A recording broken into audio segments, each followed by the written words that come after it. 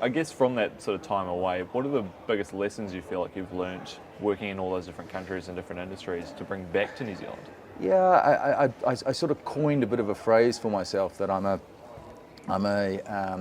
insider with an outsider's perspective. So I understand, I'm a Kiwi at heart, so I understand what makes New Zealanders tick, even though 26 years away is a long time. I think fundamentally what makes New Zealand is still the same. Fundamentally, I understand DB, the business. It's almost a 100-year-old company. It's an incredible business. Equally, I understand Heineken. I've worked internationally for Heineken. I understand how international companies work. So for me to be able to combine all of that and come back to New Zealand was just too good opportunity pass. And then bringing the learnings of markets that I think, particularly in South Africa, incredibly volatile, and you learn to, I think, appreciate what you do have in those markets and not focus on what you don't have. And those sorts of things are just, I think, are incredible learnings to be able to bring back. And as I say, I picture myself, I've got a job to do back here. Yeah. Going straight into the New Zealand sort of side of things, I mean, I was going through last year's result just to sort of brush up on the numbers. I mean, it was a 2.8% increase in sales, which is great. Was a 73% decrease in profit year to year. I guess going ahead, how has DB been performing this year, and what sort of hints can you give as to where the economy's at? Yeah, it's tough. I think from what I can see in my short time back here, DB's a kind of an interesting, I think, mirror to New Zealand. I think it's been an incredibly challenging environment. You can't not say that. But equally, I think you've got to be able to define your own way forward more. And I think that's actually what we need to reset the dial, DB. And if DB can then have a little bit more influence in terms of the way New Zealanders interact. We've become the largest integrated brewer and hospitality owner now. We've got about circa, as at today, probably with seasonality, about 2,500 employees out there. So I really feel my responsibility is to engender again, what we do have, not what we don't have, mentality. And I think if we can do that, we can play a far better role and be more in control of our own destiny. We spoke last week briefly about the sort of changing consumer trends in the industry and how Kiwis are drinking less alcohol than they used to and leaning more into sort of low-carb beverages, low-alcohol beverages. How does that play out in DB's strategy going forward? Yeah, I mean, listen, we, again, I do keep pinching myself and saying I think I'm incredibly lucky. DB's incredibly well positioned. We've got 3 out of the top 4 low-carb beers, and that's definitely the way the market's moving. In a market that overall is declining, you've got low-carb growing at circa 20% on a year-on-year basis, which again is quite a juxtaposition to how overall doom and gloom can be. So again, if you are thinking about that trend, it's incredibly positive. So we have to, and we are leaning into that way because it's a consumer-driven trend. Consumers are drinking less. There is moderation, but that's not doom and gloom either. And so again, we will definitely be leaning into that and double-clicking on that as we move forward.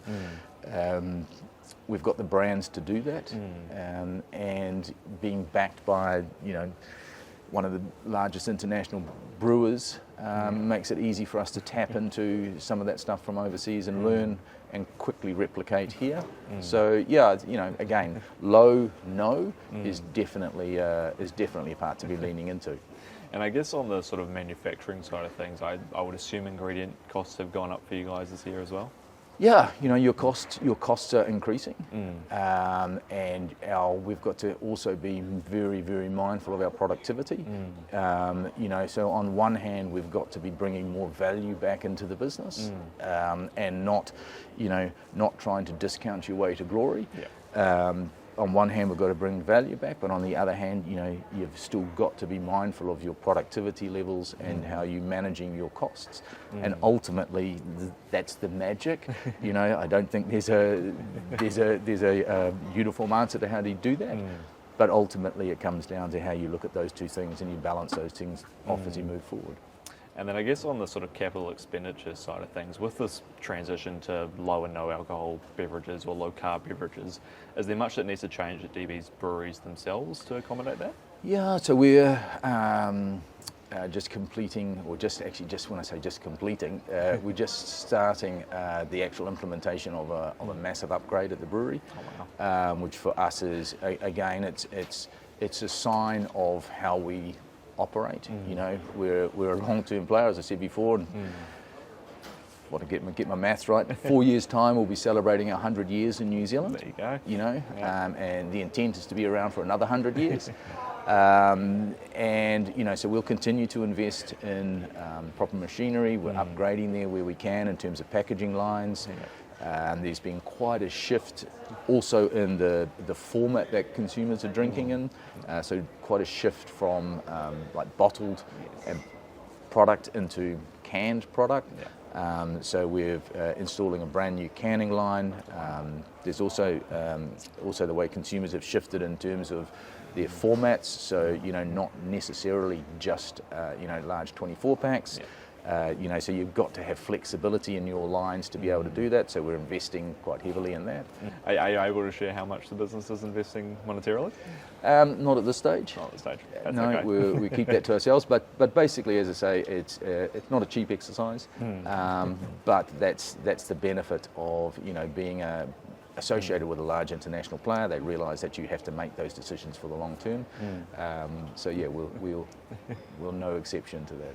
What are you looking forward to most next year now that you're sort of in the role, settled in next year's sort of your year to go ahead with it?